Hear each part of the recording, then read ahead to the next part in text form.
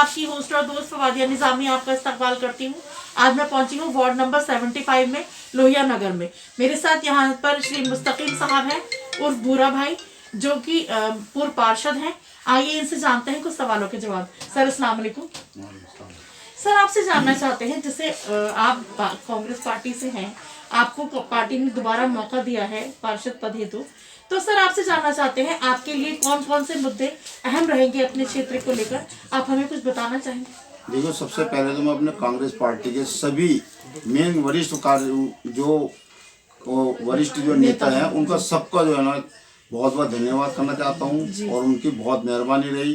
देखो, मुद्दे की बात ऐसी है, हमारे वार्ड में जो मेन मुद्दा है, एक तो जो नदी का किनारा है, इसमें पुश्ते का जो है पुश्ता बार बार जो लोगों की जो है वो गिरते हैं, वे मकान गिरते हैं, तो वो मेन मुद्दा हमारा रहेगा ताकि पुश्ता लगे और यहाँ लोगों को राहत। और दूसरी चीज, हमारे यहाँ पे मलिन बस्ती है, मलिन बस्ती वालों को मालिकाना हक मिलना चाहिए। मालिकाना हक इसलिए जरूरी है, ये बेचारे कम से कम 30-40 साल पुराने रह रहे हैं, तो इनको मालिकाना हक मिलना चाहिए। बाजे ने अपने पीछे जो गांव की जमीन जायदाद बेच करके अपने मकान बनाए हैं, आए दिन उन पर देश का वो ला करके सरकार उनको लॉलीपॉप देती है, तो इनको मालिकाना हक की लड़ाई लड़ी जाएगी इस बार। चाहे हमें अपनी कांग्रेस पार्टी के साथ भी कोई भी समझौता करने पड़े, गरीब लोगों के लिए हम लड़ाई लड़ेंगे। जी सर, आपसे एक बात और जानना चाहती हूँ, जैसे आपको इस क्षेत्र में लोग पसंद करते हैं, हम इस वार्ड का सर्वेक्षण किया हमने, तो यहाँ पर ज्यादातर लोगों का यही कहना है कि वो आपको दोबारा पार्षद पद पे देखना चाहते हैं। तो सर आपसे जानना चाहेंगे, जब आप पार्षद थे तो आपने उस टाइम पे अपने वार्ड में क्या क्या काम कराए, आप हमें कुछ बताना चाहेंगे? देखिए, हमारे वार्ड की जब मैं पार्षद का चुनाव लड़ रहा था, उससे पहले हमारे वार्ड की स्थिति इतनी खराब थी कि यहाँ पे पैदल चलना भी भारी था। रोड सारे खराब थे, नालियाँ नहीं थी यहाँ पे, और कुछ ऐसी समस्याएं थी जो कि मतलब जो कुछ नशा बहुत होता था। हमने जहाँ तक हमसे उतना हमने नशा कम किया। एक दो को हमने जेल भी भेजा, उनको कई 3-4 साल में जेल भी रहे, तो नशा भी हमने खत्म किया है। और कई गलत काम, जुआ वगैरह ऐसा था, वो भी हमने कम किया है। मेन हमने जो किया है वो है विकास किया है। लोगों की पेंशन लगवाई, विधवा पेंशन, वृद्धा पेंशन, विकलांग पेंशन, और जो भी मतलब जनता के हित के काम थे हमने बहुत कार्य किए।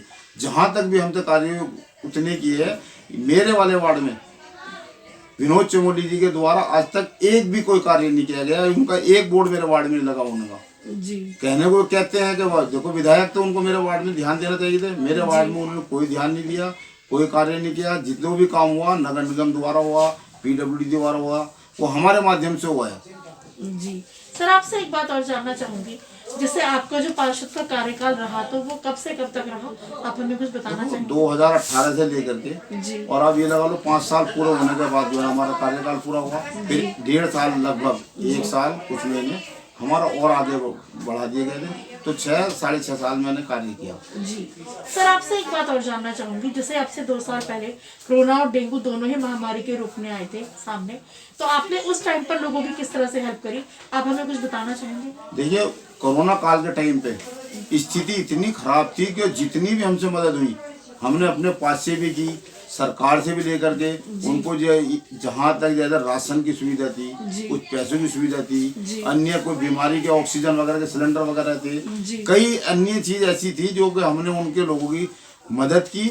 सब्जी का मामला था, जैसे सब्जी होती है, राशन वगैरह, ये हमने बहुत मदद की है। जितनी भी पका हुआ खाना हमने लगातार बराबर हमने अपने वार्ड में जो है गरीबों के लिए, हर एक व्यक्ति के लिए, क्षेत्रवासियों के लिए हमने वो काम किया। इसलिए हमें जनता पसंद भी करती है। हम बराबर है उनके साथ जुड़ के रहे और उनका हमने काम किया, जो भी मदद थी हमने की अपनी। जी सर, वही तो दुआएं हैं जो लोग आपको पसंद करते हैं।